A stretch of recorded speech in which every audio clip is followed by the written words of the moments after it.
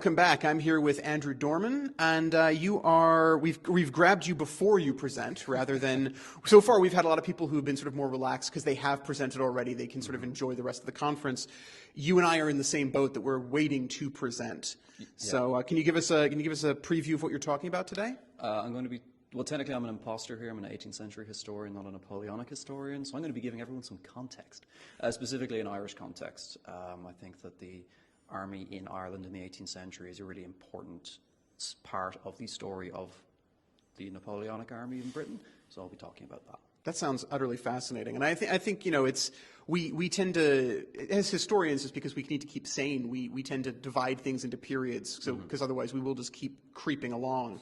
But the 18th century, you don't get what we talk about without everything that happens there. You need that context, you need that evolution.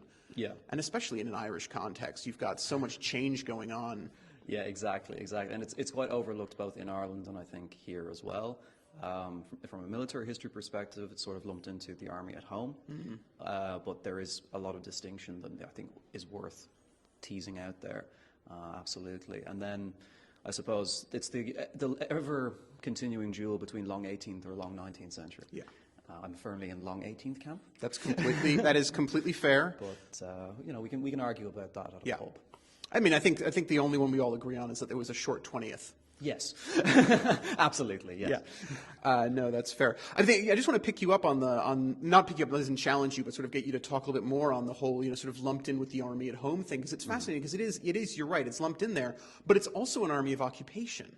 Right. Well, it's an army of occupation that is paid for and housed by the government that it's technically occupying. So is it an army of occupation? This is the challenge of trying to study it. The nomenclature is quite confusing. I like army in Ireland because I think it's probably the nicest way of putting it. And as I'm going to talk about in the paper, it's quite an Irish force. It has maybe the same percentages that we see in the Peninsula and Crimea and the like are in red coats. Yeah. Do they view themselves Irish? Do they view themselves as subjects to the crown? What's their identity? That's kind of a lot of what I'm researching and trying to unpick. So it's a very complicated tale. I don't know if we can consider it garrison, force of occupation, what have you, but there's a lot to unpick there. No, that's absolutely fair. Give us a little bit of myth busting here, because one of the things that we get all the time, people talk about, our exposure, a lot of people's exposure to this period starts in fiction and things like that. And there's all that talk about sort of, Irishmen who join these regiments just because they're starving and they need food, or others, definitely not just the Irish, who joined for the rum ration or the wine ration. How much of that are you actually finding, or is this genuinely more of a professional career, as some of the more recent historians have argued? I think that in Ireland there is a lot of food deprivation in the 18th century, and of course in the 19th later. And I think that is a motivating factor. Adventure, of course, boredom definitely features. And I think doing it for a wage probably is an element too. But I think the thing that's quite important, the kind of, I guess, the myth-busting element of a lot of what I'm talking about is the size of the contribution. These aren't isolated cases who are then disowned by their families because they're serving in the British Army. This is quite a common phenomenon, and despite it being illegal to recruit Irishmen for much of the century, and yet they're still finding their way into the ranks, and the army's quite well, we're willing to have them and are willing to bend the rules quite a lot to get them in service.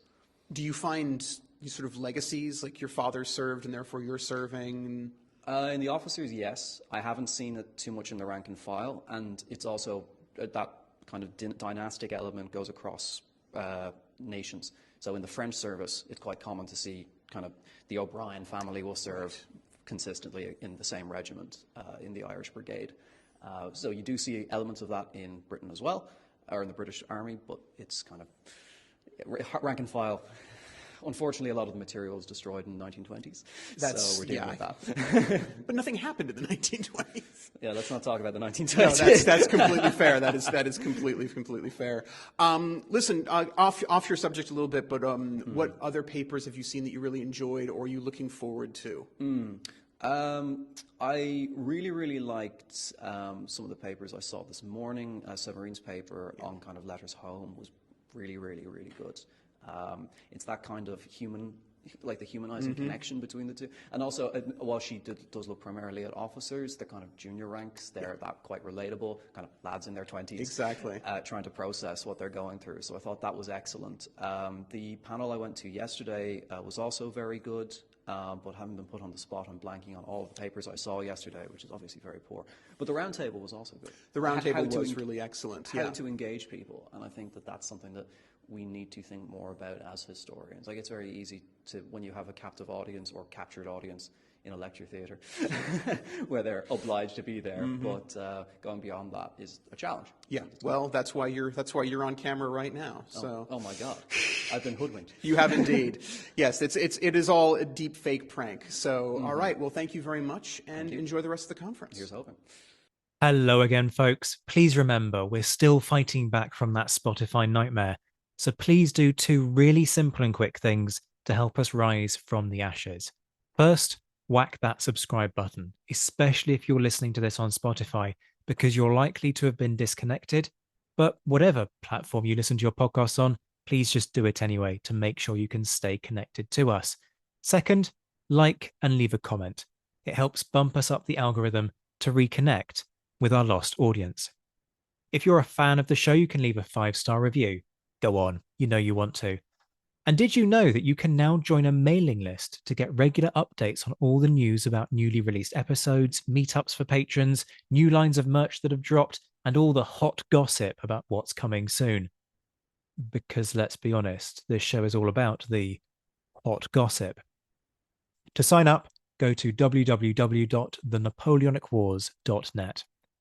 Much love to all my Patreon supporters who are enjoying a rejuvenated and revitalized offering of perks on Patreon. Head to patreon.com/the Napoleonic Wars pod to find out how you can join a buzzing community of like-minded Napoleonic nerds who are enjoying things like courses, socials, a book club, green room access to recordings, early releases, exclusive episodes, and much more. Shout outs to our patrons who, at the time of recording this in mid-August 2024, are in the mentioned and dispatches tier: Rob Griffith, Brendan Teeling, Beatrice DeGraff, Lynn Dawson, Jamie Kingston, Lucy Tatner, Jim Deary, Josh Keeney, Colin Fieldhouse, Stephen Colson, Jim Getz, Stephen Gillen, Hugh Brennan, Alistair Campbell-Grieve, Andy Meakin, Mark Anscombe, Rob Coughlin, Bruins Girl, Noah Fink, Mark Trowbridge, Miles Reedy, Nick Overland, Graham Goodwin, Chris Pramas, Anthony Gumbau, Anonymous American, Martin Pisani, James Fluick, Natasha Hobday, Rod Schrager, Chris Kimball, Gary Dennis, David Graylick, Ted Andrews, Richard Anderson, Arthur Forgy, Sam Moore, Wyatt Pollock, Carol Dixon Smith, Roland Shark, Giovanni, Jean-Baptiste Merlon, and Darla Vincent. And the Admirals: John Haynes, Ryan Diamond, JC Kaiser, Bob Burnham, Mike Guest, Liam Telfer, Todd and Laird Campbell, Rachel Stark, Mark Duckers, David Maxwell, David Priest, Graham Callister, Sean Sullivan, Stephen Ashworth, Dan Hazelwood, Kate Walcombe, Clemens Beman, Charles McKay, Reto the Sci-Fi Fan, Tim Day, Mark Chestnut, Jason Morn, and the enigmatically named Zed. And I promise that's not just me boosting the numbers. We'll be back very soon, but until then, this has been the Napoleonic Wars Pod. On behalf of myself, Liam, Luke, and Josh, take care of yourselves, folks. Stay well. And as always, thank you for listening.